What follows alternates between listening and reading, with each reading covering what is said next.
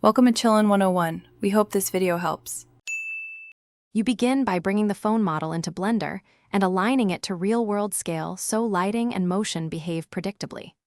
Once imported, you set scene units to meters and lock the camera to a 16:9 framing. This ensures final footage fits standard platforms. Make sure you add a basic Studio H dry for reflections, then place a key light and weaker fill light to shape highlights. Now create render layers and save a new incremental file so you can experiment without losing progress.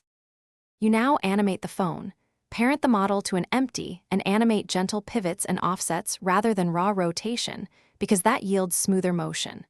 Once done, time your moves across 72 to 120 frames, aim for 3 to 5 seconds, using ease-in and ease-out interpolation to sell weight. Make materials PBR-based with proper roughness and normal maps so highlights read correctly. Finally, add a low-intensity rim light to separate the device from the background and tweak H-dry rotation to enhance reflections.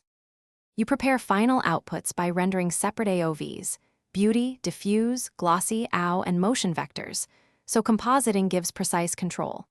Once renders finish, composite for contrast, add bloom and graded color to match brand mood, and enable motion blur using rendered vectors for natural streaks. Export as MP4H, 264 at 1080p with a 1020 Mbps bitrate for web delivery, and archive your layered Blender file. If you see noisy glossy highlights, increase sample count or enable. Thanks for watching. Consider subscribing if we helped you.